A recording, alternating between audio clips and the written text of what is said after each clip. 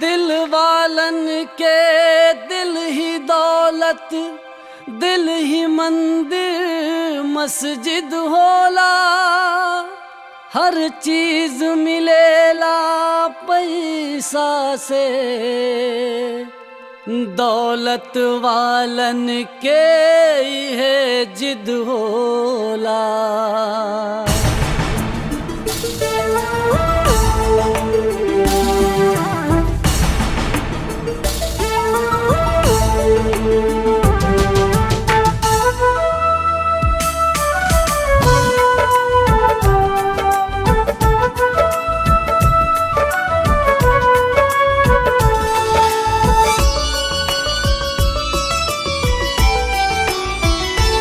दौलत वाली से दिल न लगई हा हो, दिलवा तड़पीता ओके समझैहा हो।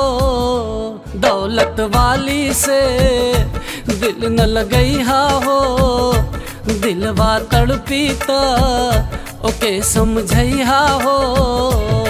न त कोसबा तू जिंदगी भर अपना नसीब के, न त कोसबा तू जिंदगी भर अपना नसीब के।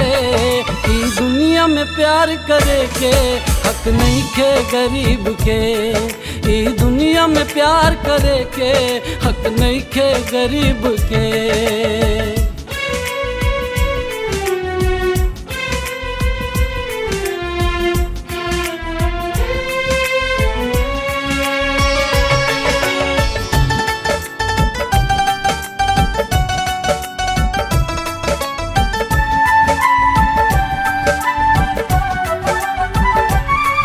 दिल के सौदा होला दौलत से, चाहत के गला घोंट के। प्यार के कौनो मोल ना बड़कन के नजर में चोट के। दिल के सौदा होला दौलत से, चाहत के गला घोंट के। प्यार के कौनो मोल ना बड़कन के नजर में चोट के। नहीं के भरोसा त देख ला जाके करीब से, नहीं के भरोसा त देख ला जाके करीब से। ये दुनिया में प्यार करे के हक नहीं के गरीब के, ये दुनिया में प्यार करे के हक नहीं के गरीब के। प्यार बदनाम बा अमीरी के फरेब से, ना तो गरीब के दिल होला सोना चानी ना। अरे अमीर के आंसू भले लोग मोती समझें, गरीब के खून खून होला पानी ना।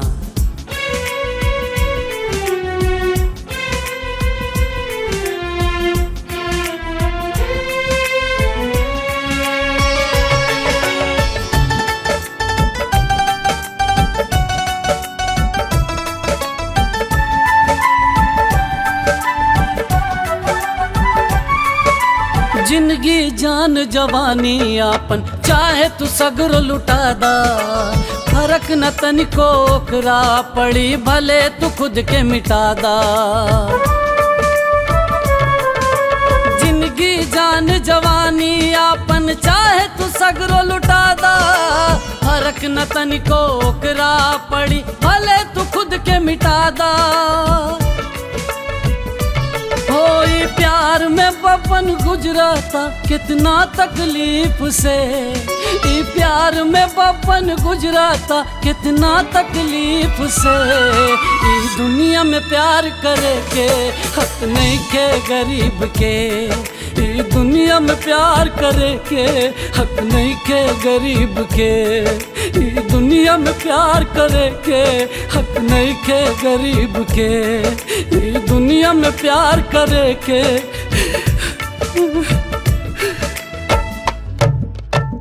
हक नहीं के गरीब के।